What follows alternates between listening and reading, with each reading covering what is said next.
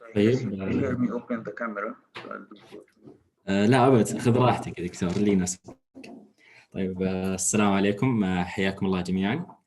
عندنا لقاءنا اليوم اللي هو الكيميكال انجينيرينج كيميكال انجينيرز رول ان ذا فيلد اوف رينيوبل انرجي، اللي هو دور المهندسين الكيميائيين في قطاع او مجال الطاقه المتجدده. طيب معنا اليوم الدكتور وائل فؤاد اللي هو Assistant Professor in the Chemical Engineering Department of King Fahd University، وما شاء الله عاد المعروف لا يعرف. حياك الله دكتور معنا، وشكرا على وقتك الثمين اللي أعطيتنا منه جزء إن شاء الله أن نستفيد منه. وحياكم الله جميعا يا شباب. راح نبدأ الآن مع الدكتور وائل، وجميع أسئلتكم إذا حابين تسجلونها في الشات أو تدخلونها معكم لين ما ينتهي الدكتور. بعدها راح يكون عندنا جلسة بسيطة لاستقبال الأسئلة والاستفسارات. وبسم الله نبدأ، والمايك عندك دكتور وائل. بسم الله الرحمن الرحيم. Assalamu alaikum gentlemen. Good evening everyone. First of all, thanks for the student chapter for inviting me to give this presentation tonight. And I think really that this is extremely important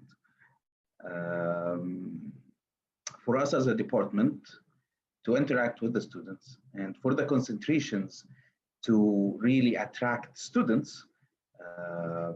and to remove any misconceptions or misunderstandings that might be existing in these topics, especially renewable energy as well as hydrogen mobility. But since hydrogen mobility is out of today's presentation, I'll not go into that, even though it's related. But still in renewable energy, a lot of misconceptions exist among chemical engineers, and especially the idea that renewable energy is electrical engineering or it's mechanical engineering and not really chemical engineering. I think that many have such misconception, and my job today is, I guess, is to show you that this is wrong, and hopefully to attract you to the concentration and get you interested at least. And again, I'll be happy to, as Abdurrahman kindly said, I'll be happy to answer questions, whether written or verbally in Arabic or in English, at the end of the presentation, because I know that many of these questions will be important, and it is important to answer them. So I have all the time for you, gentlemen. Right, let's start. So, okay. So as you know, our department has started up the renewable energy concentration last term in the fall. And it was actually the first concentration in the department to get approved and to start. And it's one actually of the most popular concentrations in the university, based on the latest survey that we had.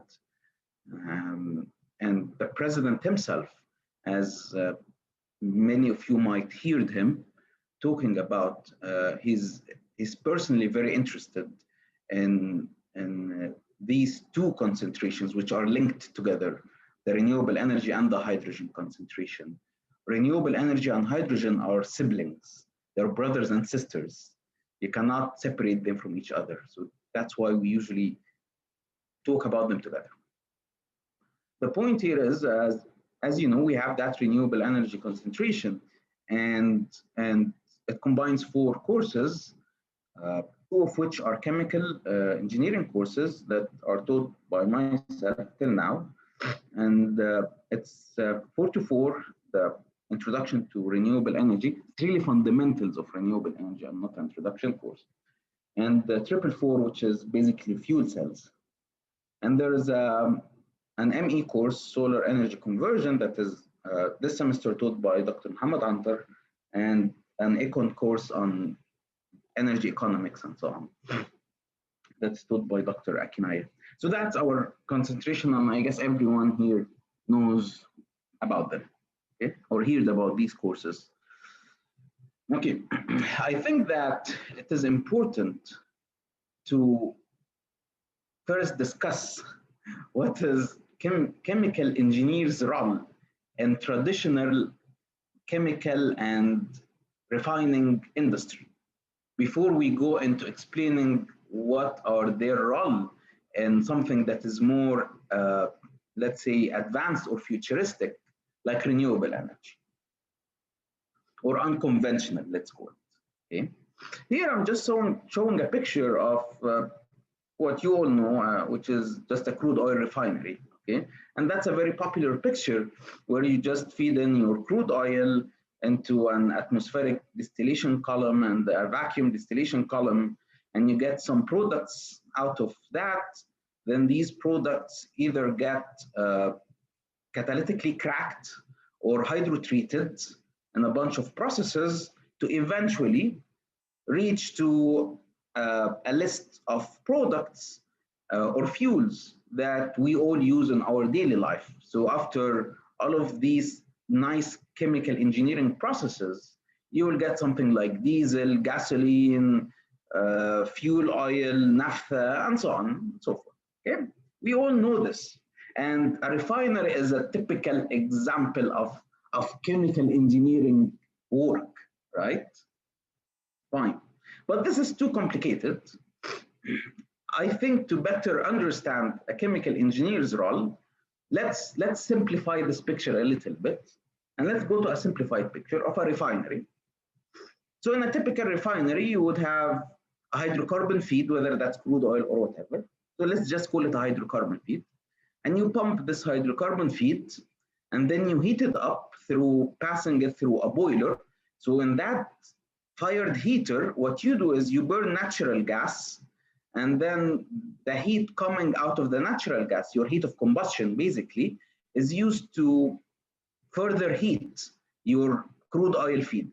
Okay, so it gets heated up, then it enters some reactor.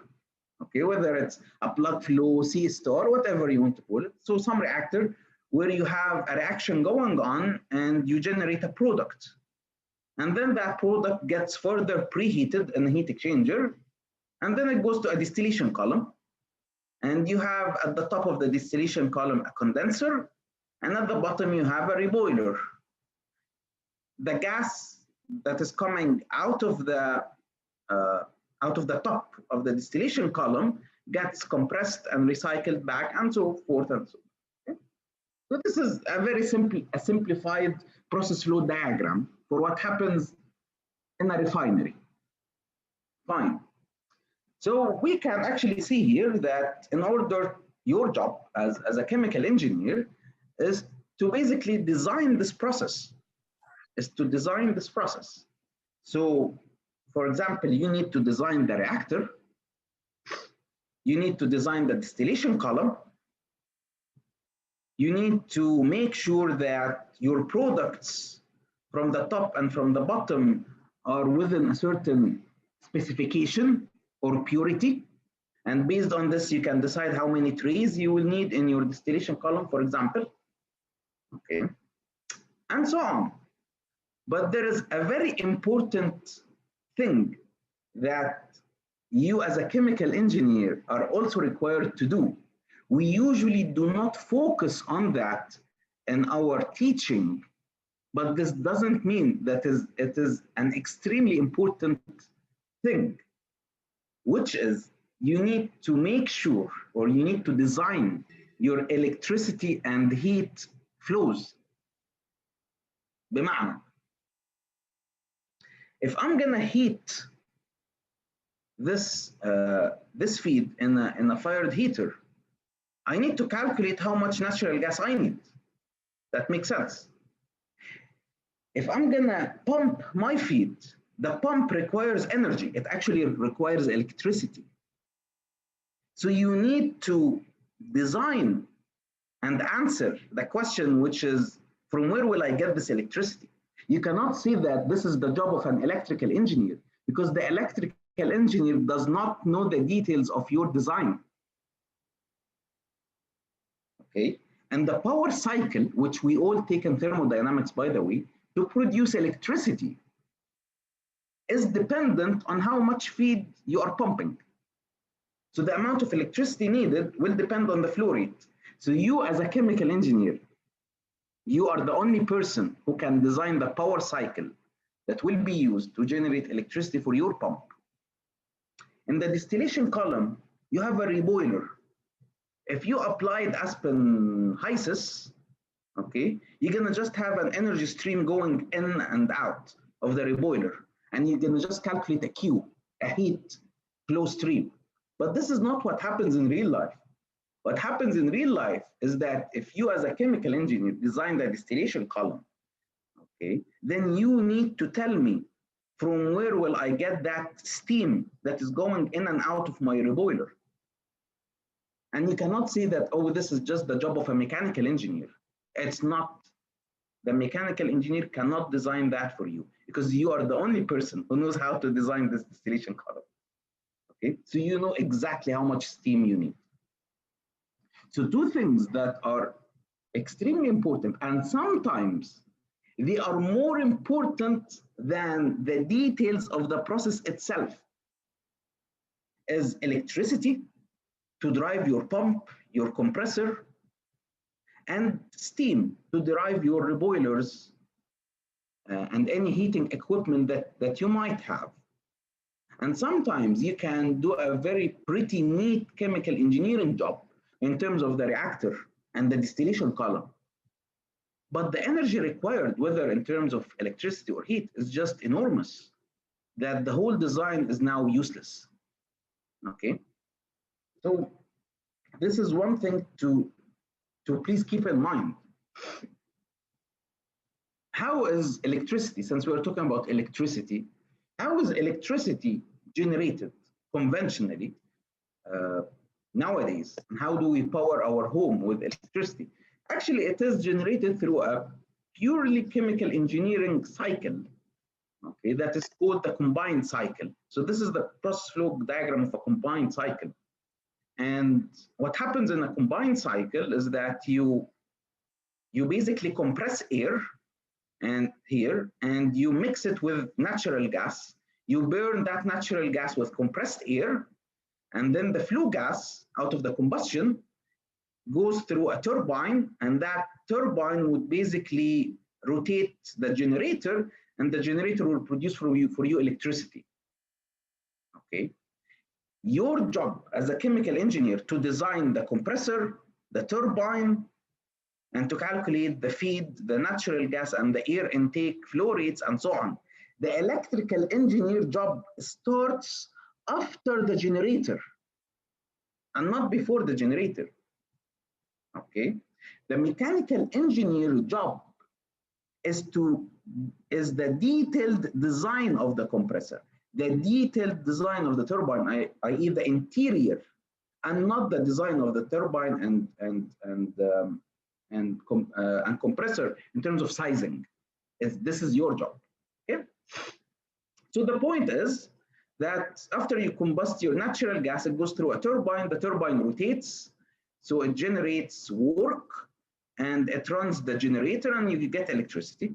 The flue gas goes through a heat exchanger, where it basically cools down by passing its heat to water, cold water, and then the flue gas goes out of the stack to the air, and that cold water, which absorbed heat, will basically boil, and after it boils, it's gonna go through a turbine, where it's gonna generate more electricity by running that generator, and then it's gonna condense, get pumped, and go back again into the heat exchanger. Okay, so this is a typical steam cycle. It's called steam cycle, and that's a gas turbine, and that's basically how electricity is generated nowadays, and that's the conventional way. To design that part, this is chemical engineering, and this is electrical engineering. Okay, fine. So this is how we generate electricity. If this is the case, let's see how is the energy industry moving during the next 10 years, which is nothing, okay? In nations history, and it's really nothing in terms of, you know, career. So based on the statistics that are gathered so far, we can see that actually in 2030, which is 10 years, it's actually 9 years now, okay, East Asia, so we're talking Japan, Korea, you know, and these countries will generate 60% of their energy out of renewable resources. This is extremely important, gentlemen, because most of the Saudi Arabian crude oil importers, buyers, are actually from East Asia. So if in 2030, they're going to generate most of their energy from renewable sources, this means that in 2030, the amount of crude oil that they will buy from us will decrease. The European Union, 55%. Latin America, 85%. North America, US and Canada, 60%. If you think that these values are exaggerated, let me tell you that most of the European Union, by now, most of the countries are already generating 40% of their electricity from renewable resources. A country like Germany is already generating around 60% from renewable resources. Okay. Last month, Morocco, which is an Arabian country, and it's not that rich, right? They announced that they already achieved a 40% generation out of renewable, Morocco. So if Morocco achieved 40%, then imagine how much rich countries like Germany or France, the US, can generate. Okay, so these numbers are actually very realistic numbers, and they are a warning, you know, bell that the world is moving towards a certain direction. Okay, and there will be consequences for such movement towards renewable energy, which is that in 2030, in our best chances, the best shot will be that the demand for crude oil will not increase or decrease. So it's going to stay 0%. Okay, so right now we are making what, 8.5 million barrels per day, Saudi Arabia. In 2030, it's going to remain 8.5. The worst prediction, the worst forecast, is that actually the demand for crude oil will decrease by 30% due to such demand, due to such movement towards transformation towards renewable energy. Okay. And this actually would explain to you what Prince Abdulaziz bin Salman, the energy minister, announced a couple of weeks ago or last month, that Saudi Arabia is heading towards generating 50% of its electricity from renewable energy by 2030. So even Saudi Arabia is heading towards that. Okay, and this is for several reasons. It's not because you don't have crude oil, but because at some point no one will buy the crude oil. So you turn your oil companies like Aramco into petrochemical companies that generate petrochemicals and plastics and polymers and methanol and so on, rather than just selling crude oil that no one will buy. Okay? And that's why we opened a non-metallics concentration, for example. Okay. So if Saudi Arabia is heading towards such a thing, okay, then will we be able to do it? The answer is yes, for a couple of reasons. First of all, Saudi Arabia lies within what's called the Sun Belt. And the Sun Belt are regions that are 35 degrees north and south of the equator. اللي هو خط الاستواء. Okay? The countries that lie in this region are known to have very good solar energy potential. So for example, Saudi Arabia is ranked the 6th best country in the world for solar energy. Okay. Saudi Arabia also lies within what's called the Hadley cell. Okay. And the Hadley cell, there's no R here, gentlemen. The Hadley cell are regions that lie 30 degrees north and south of the equator. And that same region, okay, which are known for their solar potential, are also known for their good wind potential. So actually, Saudi Arabia is still among one of the top countries in the world in terms of wind potential. Okay? So there is a lot of potential here. All what is missing is to build the solar panels and the wind turbines needed to generate the electricity. But you already have good sun and you already have good wind. This is why, for example, the government announced NEOM, which will depend 100% on renewable energy, and it will use that renewable energy to generate green hydrogen, and that green hydrogen will be used as a fuel for cars and so on. That's why also the government started the National Renewable Energy Program, which basically oversees the Saudi Arabian transformation from an oil-based economy to a renewable-based economy. Okay, and it's under the presidency of the king himself. Okay, so it's under the Vision 2030, and it has several phases. By 2023, the goal is just in 2 years. Okay, is to generate 10% of Saudi Arabia's energy from renewable energy. Okay? Today, we are already generating around 5%. So in 2 years, we need to make that 5% to 10%. And there are already a lot of plants that are being built nowadays. Skaka already finished. Domet El Jandal wind farm is gonna finish next year.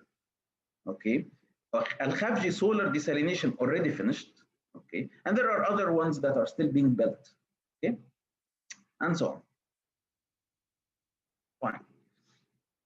So this is my last slide before getting into, as chemical engineers, what is our role.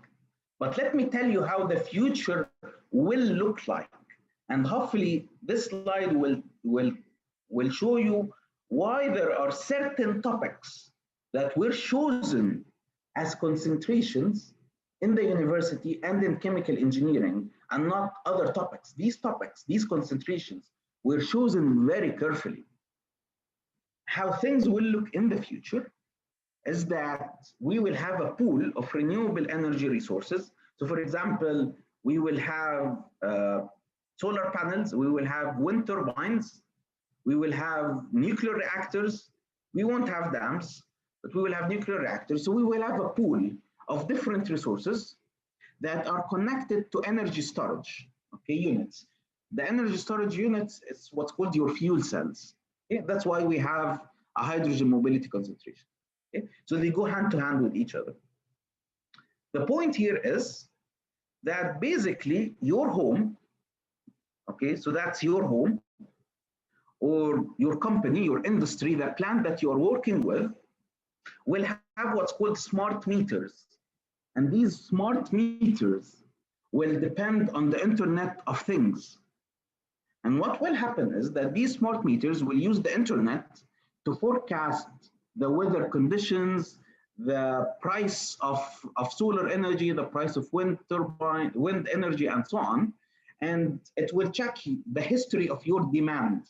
Okay, and based on your history and data, it will send signal to a central artificial intelligence center. And that central management that depends on artificial intelligence will take that data, transmit it back to the renewable energy plants, and tell them that, you know what, the customer X, okay, needs 10 megawatts of electricity, and his smart meter calculated that his best option, his best choice in terms of economics is to generate these 10 megawatts from 40% from solar, 20% from wind, 40% from nuclear. That would give the customer the best price, the optimum price. So these industries would work on generating the 10 megawatt that you need, and they will send them back to you, and so on and so forth. That's how the future will look like, actually. Okay? And the smart meter in your home will just be linked to an app on your phone, and you can control your electricity using this app, basically. Okay, and the app will calculate everything for you. Right. So if this is how the future will look like, okay, then we started our renewable energy concentration. So let me give you a very, very, very simplified idea of what different courses are dealing with. Okay, let's start with 424, CHE 424, which is mainly on photovoltaic cells, which are your solar cells, okay? Your solar cells. And this is just a simple picture for how a typical solar cell will be constructed of. So you would have like an aluminum frame, and underneath that aluminum frame, there is a layer of glass, transparent glass. And then you would have a layer of an adhesive that is made out of ethylene vinyl acetate. And then you would have your solar cell, okay, itself. Okay? But all of these films, all of the طبقات دي, were added basically to protect the solar cell because it's very sensitive. Okay? So any dust, any dirt would just damage it. So we put several protection layers above it. And then you would have another layer of ethylene vinyl acetate.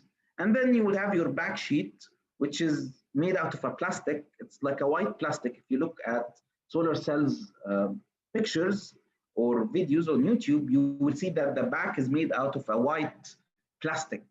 This is called Tedlar, and it's made out of polyvinyl fluoride. So it's just a plastic, basically. And then you would have your junction box where you gather all of your electric wires and so on. Fine. So to show you that solar cells are just application of chemical engineering, it's not the chemical engineering that you are used to. I mean, it's not the wet chemistry, but it is physical chemistry and not wet chemistry, okay, that you are used to. So how does a solar cell in very simple terms work? Basically, you would have a layer of silicon. So that's a layer of silicon. And at half of it and half of that layer, you add boron to half of this layer. So now you have I'm sorry, phosphorus. So now you have phosphorus and silicon here. And then the other half, you add to silicon boron. Okay, so you have here phosphorus, silicon, you have here boron, silicon. And when the light hits your solar panel, something happens, and I cannot go into detail without you taking the course, but something happens, and electrons leave the solar cell and go through an electric wire, okay, and comes back into the P region. So electrons will leave the N region, go through an electric circuit, and go into the P region. The motion of electrons is what we call electricity. Electricity is just the flow of electrons, gentlemen. This is what we call electricity. I hope that everyone here see that this is not electrical engineering. Electrical engineers do not understand what electrons mean. And they cannot model silicon and boron and phosphorus. And this is a lot of chemistry. Okay, so this is actually your job as a chemical engineer to understand the chemistry and the physics behind such thing. Okay, and you are already equipped to understand these basics. People think that solar cells are a new thing. Actually, they are not. Solar cells are pretty old. The first solar cell to be ever made or used بالمعنى الأصح was actually used in 1958. It was used on board of Vanguard 1. Vanguard 1 was the first ever satellite to go to the space by the US Naval Research Laboratory. So here, I hope you can see this region here. These are your solar cells, gentlemen. And this is a better schematic. This is your solar cell. Okay, that's 1958. 1958. Nowadays, actually, the International Space Station generates its electricity from solar cells. Okay, so actually, the whole concept of solar cells started by space application, and it's pretty old. Started in the 50s. Nowadays, we started using it in Earth applications, but it's pretty old. So CHE 424, which is Fundamentals of Renewable Energy Processes, mainly deals about basically designing and understanding how solar cells work. So eventually you would be able to actually design your own solar cell or your own solar panel. And basically these are the list of chapters. All what I care about, I just here added a couple of like something in brackets that would give you an indication how are these chapters related from a fundamental point of view to a certain course that we as chemical engineers take. So CHE 424 uses a lot of the physical chemistry Chem 311 applications, okay, to basically design these solar cells, which is a course that you already take. And we also teach wind turbines and how to design them, and that's mainly an application of fluid mechanics. Okay? So this course is mainly an application of these two courses. Okay? Typical chemical engineering, but not the chemical engineering that is more of, you know, separations. It's not separations, but it is chemical engineering. Okay. How does a concentrated solar panel power now work? So we have here photovoltaic cells. That's one solar technology. There is another solar technology that is called concentrated solar power. Okay, and we use that also to generate electricity. So how does that work in simple terms, really? And I hope here you can easily see that this is chemical engineering. So you have here what's called the concentrated solar collectors. You have these mirrors, they are called collectors. And when the sun hits these mirrors or collectors, these mirrors will reflect the sun rays into what's called the receiver. So you have a tower, and at the end, at the top of that tower, you have what's called the receiver. Okay, so all the rays are concentrated on this receiver. And what we do is we run a stream of cold water through the tower, and it gets up there and it gets so heated up due to all of these sun rays being concentrated on this spot. So the water gets so heated up that the water actually boils. The water boils. So you get hot water or steam going from the top to the bottom again. Okay, so the steam comes out, then passes through a heat exchanger here, and then through a steam turbine. That steam turbine will run the generator, and the generator will generate for you electricity. So after the steam runs the turbine, it will go out of the turbine as either cold steam or cold water. It got condensed due to expansion, basically. Okay, so that cold water will just go back again into the tower, get heated up, and the cycle repeats. Okay. This is very easy to see that this is actually typical chemical engineering. Some people might argue that it is also mechanical engineering, which is true. And if you looked at the course that we give in this concentration on concentrated solar power, which I just explained, okay, it's a mechanical engineering course, but it can also be taught in chemical engineering. Okay, And the course is mainly just application of CHE 300, heat transfer. The whole thing is just heat transfer. Okay. So one course is mainly applications of 311, which is solar panels, how to generate electricity from solar panels. The other course is mainly into heat exchangers and heat transfer. Okay, and that's how to generate electricity from concentrated solar collectors. And I hope that both processes are easy to understand, and you get how these are typical chemical. And I'll get into this later also. And the third thing is fuel cells. The third course is on fuel cells, and the concept of fuel cells is pretty cool actually. You have, let's consider this one, ignore this one. So let's consider this one. So you have hydrogen, okay, and you inject hydrogen here at the anode, and at the anode, the hydrogen dissociates to generate 2 electrons and 2 hydrogen ions. The electrons follow the electrical circuit path, while the hydrogen follow this path. So here in the middle, in this region, you have a membrane, okay? You have a polymer membrane, and that polymer membrane is selective only to protons, it's selective only to hydrogen ions. So it does not allow these electrons to pass through them. It allows only the ions.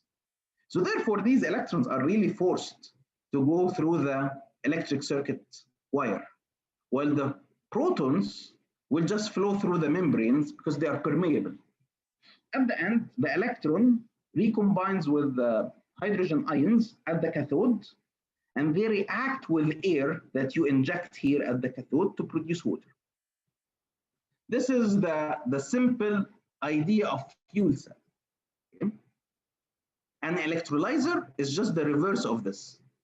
So I have water, I provide energy, I break that water to produce hydrogen and oxygen. Okay? So it's just water splitting, or water dissociation into hydrogen and oxygen. So it's the reverse of a fuel cell. That's the simple idea behind fuel cells and electrolyzers. And again, fuel cells, even though people nowadays are talking a lot about them, and when you hear them, you think that you don't understand them, you know? What is a fuel cell? What is a fuel cell? Actually, fuel cells are pretty old too. The first ever fuel cell to be used was actually used on board of Apollo 11, which was the first space mission to the moon in 1969. And that's how it looked actually. This is how it looked. Okay? And these astronauts, you know, when they went to the moon, you can see here a solar cell, gentlemen. Huh? You can see here a solar cell. These astronauts, when they went to the moon, the space shuttle used to generate electricity and drinking water for these astronauts using fuel cells. Okay? So the electricity of the space shuttle and the water was generated using fuel cells. So it's pretty old. Okay? Pretty old technology. And this is how CHE 444, the course on fuel cells, look like. So you have a chapter on thermodynamics, chapter on kinetics, mass transfer, a couple of chapters on mass transfer. So it's a typical chemical engineering course. Okay. Right. So, and there is a fourth course on economics. I'll not cover this. Right. So based on this, what we as chemical engineers want to do with all of that, okay? What we want to do is we are heading towards what's called solar refining. Okay? And the concept behind solar refining is that basically you would use solar energy, for example, to generate electricity using your solar cells, and to generate heat or steam using your concentrated solar collectors. Okay, and you would use that electricity and that steam, okay, for example, to directly convert something like CO2 into fuels. Believe it or not, if you gave me enough electricity, I can convert CO2 into diesel. I can convert CO2 into I don't know, kerosene. But give me enough electricity. And if this electricity is for free using solar energy, well, better. Okay. You can also go through another route, okay, and instead of directly converting CO2 into fuels, you can basically combine CO2 with water, okay, and using electricity and heat, dissociate that CO2 and water, break them down into carbon monoxide and hydrogen, so that's syngas, and then convert that syngas catalytically into the fuel. So there is a direct route and there is an indirect route. So you would say, if there is a direct route, why are we using this indirect route? Okay. Basically because this offers us a way of generating hydrogen, which we can use in fuel cells to generate electricity using fuel cells. So the indirect route generates hydrogen, and that can be useful. Okay, fine. So the point here is that if I have solar energy, I can produce fuels. For example, if I have solar energy, I can split my water in an electrolyzer, which is total 444, CH444, to produce hydrogen.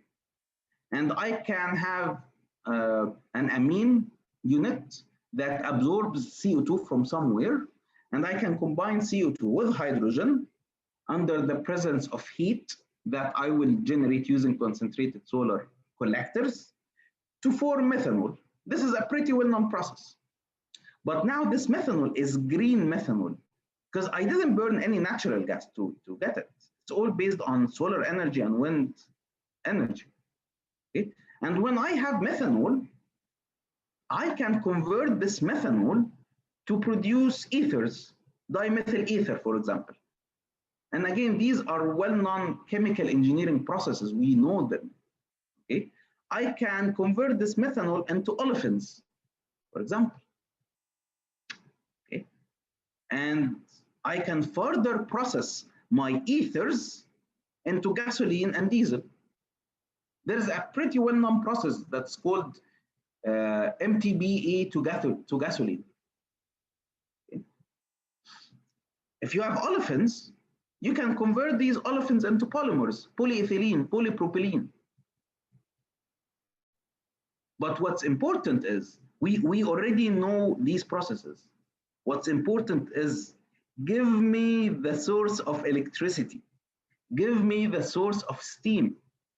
If I want to do this through burning natural gas, it would be extremely expensive. Okay, while with renewable energy, it's for free and it's green, i.e. I'm not emitting any CO2.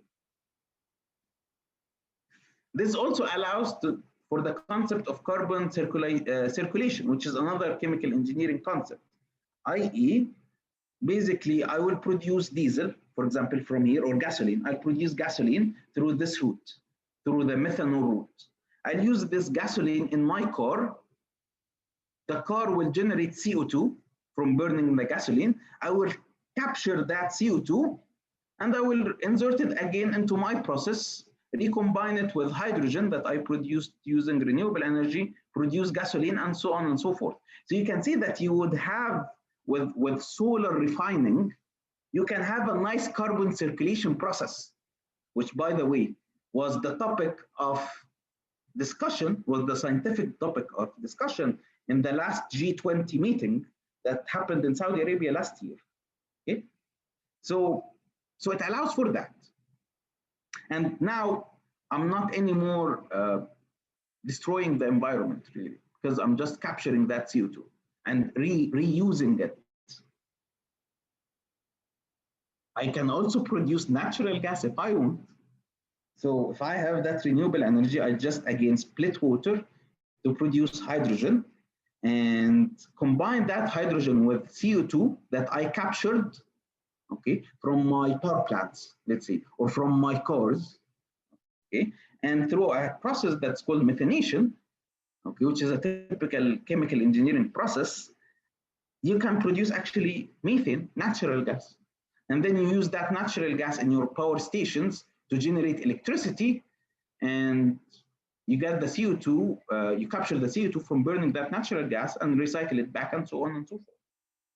So the point here is, let me complete this and then I'll tell you the point here.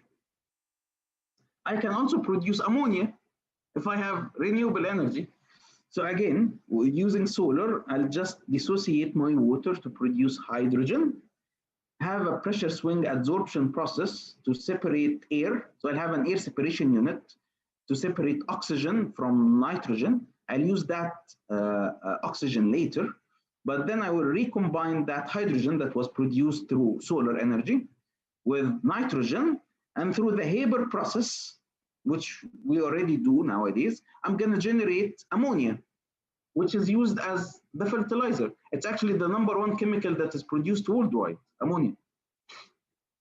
Okay, and as you can see here now, in an electrically driven system, i.e. an electrically driven process using solar energy or using wind turbines, the power that is needed by the compressor, for example, in the refrigeration unit, or my recycle compressor, okay, and so on, or my multi-stage feed compressor, these are now electrical compressors that are powered using renewable energy. Okay? So everything now is powered using renewable energy. Heat, concentrated solar collectors. Electricity, solar panels, and so on. Okay. So this is another chemical engineering. So the point here is, gentlemen, the point here is, give me renewable energy, and I can convert everything to you into diesel, gasoline, polymers, or whatever you need. Okay. What all of these processes show you is that if I have water, and if I have CO2, and if I have nitrogen and oxygen, air, so basically from air, water, and CO2. If I have air, water, and CO2, I can manufacture, or I can produce for you diesel. I can produce for you gasoline. Just give me these 3 molecules, water, CO2, and air, and give me renewable energy. And this is now your role as a chemical engineer. No one can do this for you. You are the only person who knows how to produce diesel and gasoline and ammonia and methanol and so on. And in order to do this, you need to know how to generate the renewable energy. You need to know. Okay. Finally, for example, biomass and gasification and waste plastic gasification. So this is called a gasifier. Okay, and basically you can use biomass as beans, as corn, for example, or any of plants, or you can use your plastic waste and gasify these solid fuels, okay, and produce out of that gasifier a fuel that is mainly made out of hydrogen. You can use this hydrogen. You can use this hydrogen in a fuel cell to generate electricity. You can use this hydrogen to generate chemicals, as we shown before. You can just burn this hydrogen in a gas turbine and generate electricity in a conventional way. You can do a lot of things. So now I created hydrogen out of biomass, out of plastic. And then out of that hydrogen, I created diesel. Diesel out of plastic. Okay. So this is a final renewable energy source. And with that, thank you so much, gentlemen. I hope this was good and give you a better understanding of what we as chemical engineers can do with renewable energy and our role in it. I'm happy to take any questions, gentlemen. Thank you so much. يعطيك العافية دكتور وائل، ما قصرت. الحين شباب ممكن نبدأ بالأسئلة. اللي حاب إنه يعطينا مشاركة صوتية بس يرفع يده.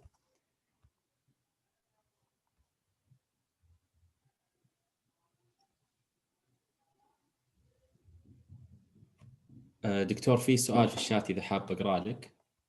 Yeah, please. في واحد من الشباب يقول after taking the concentration what is expected from the students and what the student can do after taking it? Will they be able to design a plant having renewable energy sources, or they can work on them in hand on projects? In other words, what are exactly the role after taking the concentration? Because it seems you cannot do much with only 4 courses. صحيح. This is actually an excellent question. Let me, for example, use one slide to help me better explain what's going on. For example, let's use this slide. As a chemical engineer, you are already trained in your major to model a typical chemical process. You're already trained to understand and to model a reactor, a heat exchanger, a condenser, a compressor, and so on. So the chemical engineering equipment you're already trained to design in other courses. So there is no need to teach you this in the 4 courses. In these 4 courses, we teach you the fundamentals of things that you didn't get. So we teach you the fundamentals of solar panels, regardless of the process. Don't forget that this is a multidisciplinary concentration. So we have mechanical engineers with us also that are not trained to design chemical processes. So we cannot teach them that, okay? But you know this. So we teach you the solar cell. We teach you how to design a solar cell, how to design a concentrated solar collector, and how to design a fuel cell. And in the term project, every course in the concentration is required to have a term project. In the term project, okay, usually you are asked to integrate all of that into a process. So depending on your background, you can basically integrate solar cells with the reactor to produce a certain product and so on, okay? But we do not specifically go into such detailed reaction engineering. No, we teach you what you don't know and you apply it in a term project. So eventually, when you're done, you will be able either to just design a solar cell by itself or a wind turbine by itself, and that's it. Or you will also be able to integrate that solar cell with a chemical process that you are already trained to do in other courses. Yeah. I hope this answered the question. If not, please just type in again and I'll try to further. يعطيك العافية. كان في واحد بس شباب رافع يد أعتقد أحمد، إذا حاب تسأل تفضل أحمد.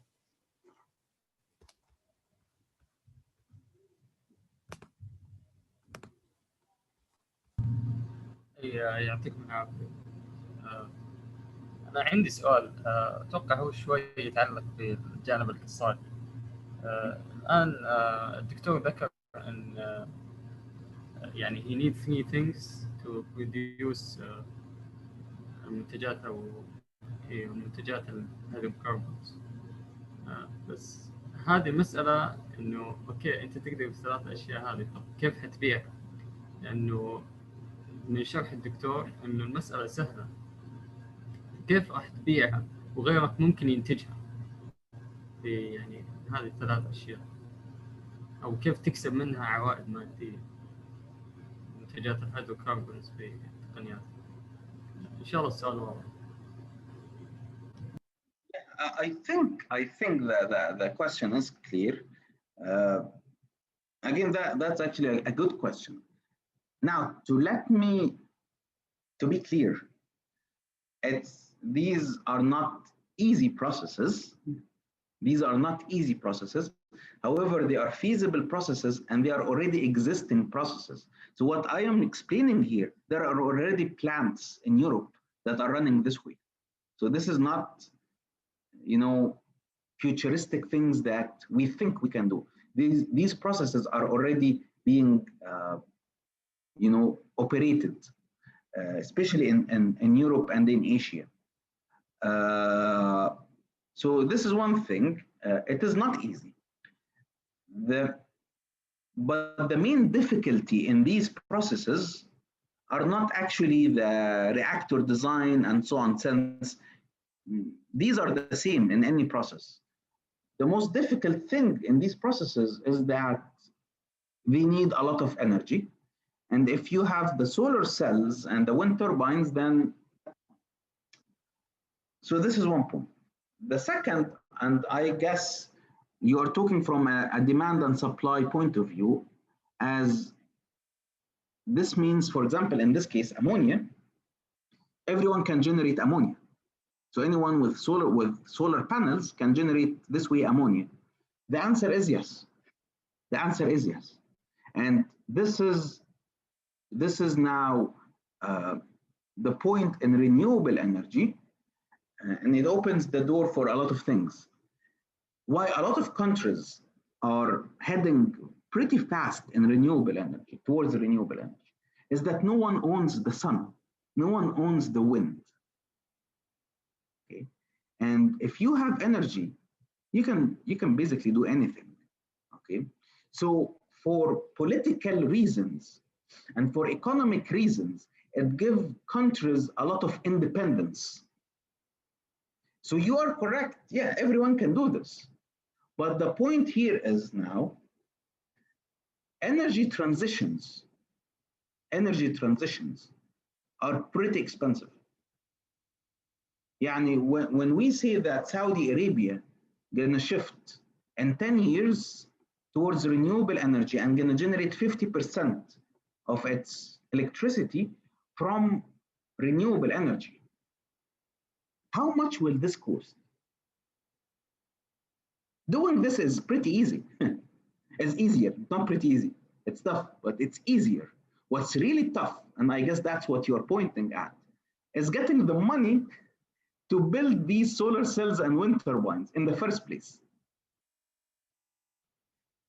Such energy transformation from natural gas and crude oil to renewable will take hundreds of billions. Now, we are fortunate that a country like Saudi Arabia is rich enough to do such an investment. Okay, but many countries are not. So even though they can do this, they don't have enough capital to build enough or manufacture enough wind turbines and enough solar cells to generate the electricity needed to have such a process. Okay. So basically, the rich gonna be richer and the poor gonna be poorer still. Okay, so does this answer your question?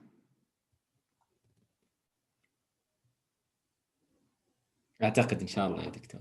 في سؤال ثاني في الشات. How does the non-metallic concentration fit in the renewable energy? How does the no, these are two different concentrations. You cannot, I mean, you cannot really, integrate them together at all. However, if you want to integrate things, there are two ways. First of all, you can use your plasticware. So, for example, your plastic waste. Okay. For example, polyethylene bags that are just no one are using, and you can take your polyethylene bags and gasify them and produce electricity and produce chemicals out of your polyethylene plastic bag that you would get out of any supermarket. Okay, this is one way, and this is renewable energy. So this is one way. Another way, you can actually produce these polymers by themselves. Okay, so to produce polyethylene, you need to have olefins. You need to have ethylene. To produce polypropylene, you need propylene. And one way of producing these olefins is actually through, for example, green methanol. Okay, so you convert your green methanol, which was produced using renewable energy, from methanol to olefins, and then you use these olefins to produce polyolefins, which are polyethylene, polypropylene, and so on. This is a second way. A third way, polymerization requires a lot of energy. So you can provide the electricity and the steam needed for your polymer plant using renewable energy.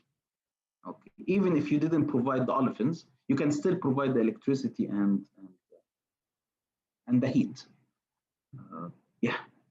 So these are 3 ways to connect things together. جميل. في واحد من الشباب يبغى يسألك اللي هو أحمد بامقداد. Yes. First, I would like to thank you, Doctor. It was a useful seminar. My question is, what are the major companies which is interested in solar energy? Thank you. Yeah, this is actually a good question, and I know some of you were interested in this question. I didn't include it for a reason, and the reason is that most of the renewable energy work that is done nowadays in Saudi Arabia, first of all, are funded by the government itself, okay, by the National Renewable Energy Program. So the industry heavily depends on government funding, basically. This is one thing. The second thing, in Saudi Arabia, the attitude so far, after the last announcement of 50%, I'm not sure how will the field, the industry will change. For sure it will change, but till now, okay, the attitude of the government or the strategy basically was to build huge renewable energy power plants by one company or 2 companies. Okay? So for example, most of the work that is done in renewable energy and in Saudi Arabia are done by 3 companies. The first is Aqua Power, okay, and that company is actually partially owned by the Saudi government. Okay, it's not owned, but the Saudi government has a lot of investment in it. Okay, Aqua Power, and they are, for example, handling the NEOM projects. Okay, renewable energy. The second company is General Electric. Okay, and they are handling, for example, الجديدة wind farm. Okay. The third company is actually Aramco Electric Company. Okay. And believe it or not, Aramco has a huge company on renewable energy. Okay. And they are handling their own renewable energy plants in Aramco themselves. They have their own renewable energy units, and they also own the wind farm in الجديدة.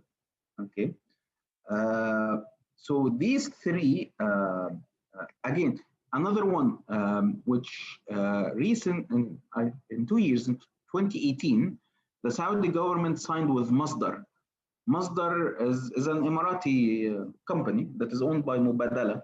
Okay, and Masdar is currently building a concentrated solar plant in Saudi Arabia, and it will produce the cheapest electricity in the world. Okay, so it will produce electricity out of solar energy at a cost of 10 cents, I think 3 cents per kilowatt of electricity. 3 cents, which is like 10 هللة. Okay, per kilowatt. So Masdar is another thing, and they're already now operating in Saudi Arabia. So far, these are the 4 companies. But I'm pretty sure that that first of all, this will expand after the last announcement of 50% of renewable. This is one thing. The second, there are companies, for example, like Air Products, which are already sponsoring the hydrogen concentration. they produce their hydrogen from renewable. So they also need renewable, and they don't do renewable, but they use renewable to produce hydrogen. So, so for sure they will need also renewable engineers. But so far, these are the 4 companies that are handling everything in Saudi Arabia. طيب دكتور في سؤال يقول will the university design a whole bachelor program for the renewable energy especially? I mean, I don't know. This is out of my it's out of my responsibility, I guess. So I don't know, and I didn't hear anything about this. So yeah, but even I know that there is a trend nowadays to open the renewable energy departments in universities. So for example, University of Sharjah, جامعة الشارقة, they opened a new renewable energy department. But if you would ask me personally, that's my personal opinion, I prefer a chemical engineer with a concentration in renewable energy than a renewable energy engineer. Yeah. طيب دكتور في سؤال مقارنة هنا بين الهيدروجين موبيليتي ورينيوبل انرجي، انه ايش السبيشال about each one of these concentrations، يعني لما اجي اقارن بينها. Yeah, this is a good question. I think everyone by now saw how really when I said that renewable energy and hydrogen are siblings, like brothers or brother and sisters, they are really are siblings, okay? And the point here is I'm just trying to find a slide that would basically help in doing so. Okay, I can use this slide, fine.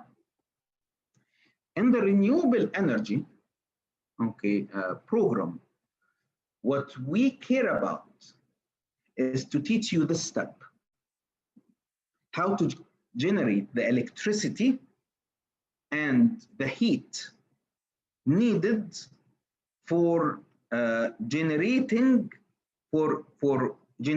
hydrogen.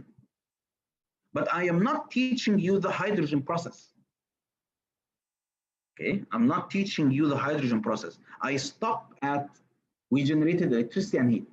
Now, what you do with that electricity and heat is a different topic. In the hydrogen concentration, okay, we consider this process, which is how to create hydrogen. We do not consider what's after that. Okay, so this is renewable program. This is hydrogen program. For example, water dissociation into hydrogen. And by the way, we also teach this in renewable energy, the fuel cell course. We also teach this. But in the hydrogen program, we go more into details into this process. Okay, more into details of hydrogen production processes. In the renewable, we offer one course on hydrogen production, and the rest on renewable energy generation. So that's the difference, basically. I hope this was clear. Yeah. طيب عندنا سؤال من كامل الحين دكتور. السلام عليكم. عليكم السلام. أول شيء أشكرك يا دكتور على المحاضرة الجميلة، وعندي سؤال بس، إيش تشوف إنه ممكن يكون يعني المجال اللي يسبب ثورة في الرينوبل انرجي، يعني شيء مثلا زي السيمي كوندكتورز في الكمبيوترز، ايش المجال اللي ممكن مرة يسهل الموضوع ويطوره؟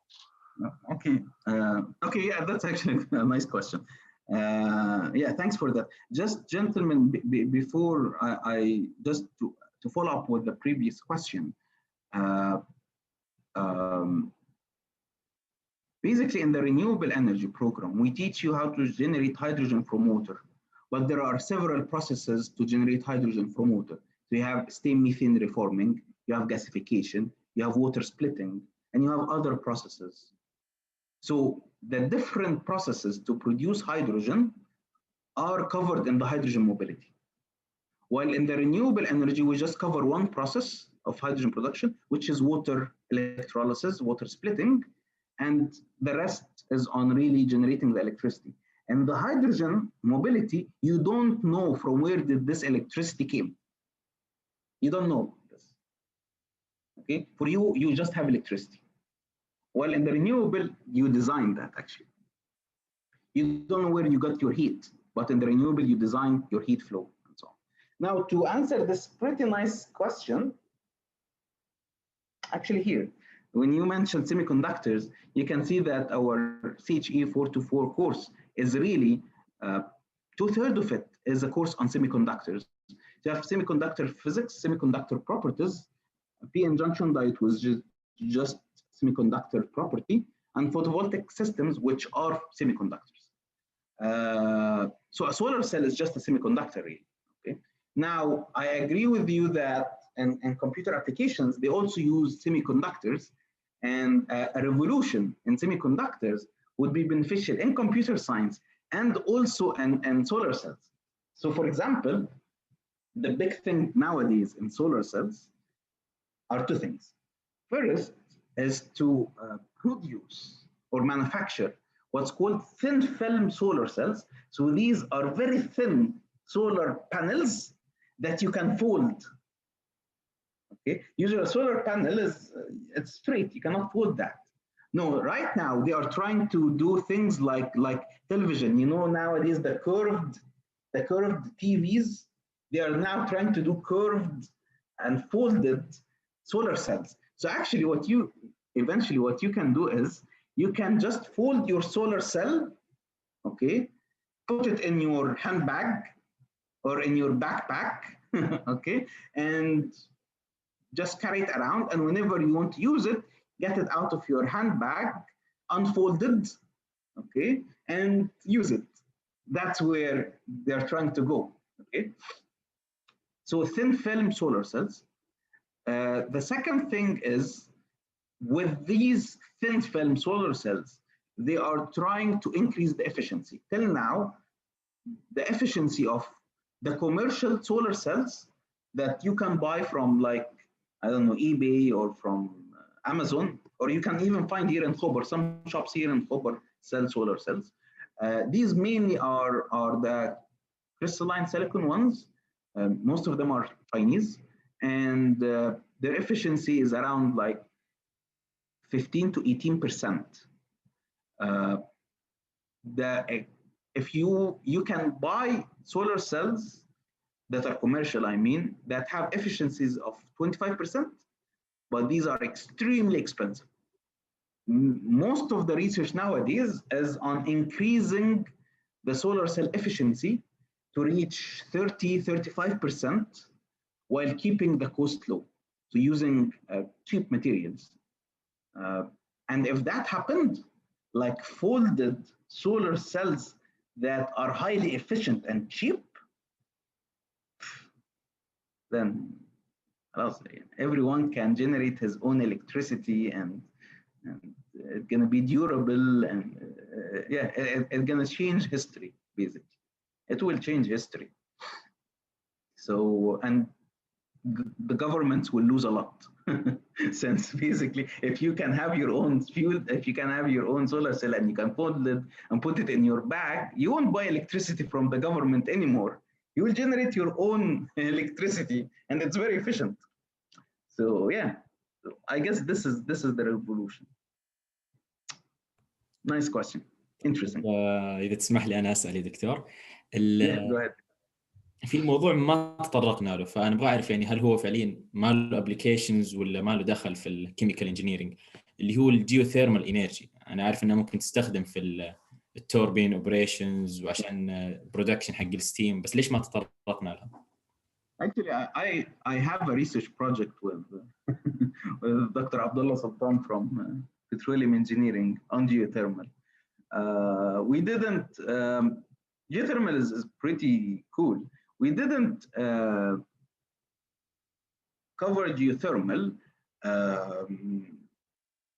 mainly due to time limitation. In 4 courses, we cannot cover everything at all. In the chemical engineering, gentlemen, I know that many of you realize already that there are a lot of renewable energy courses in Kfupm. There's a mechanical engineering course, there's an electrical engineering, there is a course in physics, there's a course in architecture. There are a lot of renewable energy courses out there. But we in chemical engineering, when we decided to design this concentration, we decided to teach renewable in a very detailed, fundamental manner. i.e., I don't want to give you general information about a solar cell. I don't want to give you a qualitative description of a solar cell. You know, I want you to really understand solar cell and really be able to design a solar cell by yourself. The same thing with fuel cells. Okay, this is why we actually introduced new courses. We didn't take the existing courses, but we kept the mechanical engineering course because it's really a nice course that really teach you design. Since we took this strategy, it means that we basically have less time to cover other sources, other renewable sources that might not be that important in Saudi Arabia. We know, and based on what Prince Abdulaziz bin Salman said a couple of weeks ago, the 50% of electricity that will be generated by 2030 will be generated using solar energy. If you paid attention to what he said, he specifically said solar energy. So we know that solar energy is important. So we focus on this. There are already wind turbines that are being built by Aramco and General Electric in the Mutejanda. So we know this is important. So we focus on this. We already know that NEOM will generate hydrogen, green hydrogen, using renewable energy. So we focus on fuel cells. And we give up on everything else. Does this mean that geothermal has no potential at all in Saudi Arabia? The answer is no. Actually, cities like, for example, Al Medina are popular for their geothermal wells. So there is a location called Al Harrat near Al Medina Al Munawwara, and there is Al Layth by the Red Sea. These regions that are close to the Red Sea coast, and they are inside the Arabian Shield, Ad-Dir' al-Arabi, okay? Due to geological reasons, basically the Red Sea historically was created due to what's called the divergent tectonic plates. So what's happening is there is an unerupted volcano under the Red Sea. في volcano under the Red Sea, but it's unerupted. That volcano that is unerupted under the Red Sea makes the surface of the earth hot in this location. So you can get in these regions by the Red Sea pretty hot water, عيون حارة, okay, hot springs in several locations. And these can be used to generate electricity. But if you think about them, the system here is pretty easy. It's a typical hot water stream that is going through a heat exchanger, and that heat exchanger is linked to what's called an organic Rankine cycle, which is a very simple thermodynamic cycle that you can all do. This is one thing. So there is no new physics here that we need to teach you. If you know your thermodynamics well, you will be able to do it by yourself. This is one thing. The second thing, that organic Rankine cycle that is used in geothermal actually was applied last semester in the fuel cell course. Okay, so things that we do not cover, we try to somehow include them in the term projects to give you still an indication and some experience how to apply them, but we will not teach. But we will be there. If you needed help for the project, we are there for you, but you already know the fundamentals. Okay, so there is no high potential in Saudi Arabia for geothermal, but there is potential. يعطيك العافية دكتور. الحين آخر سؤال مع عبد الله.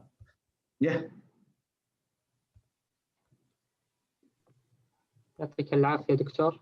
أنا سؤالي إنه يعني is the economic aspect the biggest challenge facing the renewable energy in the meantime?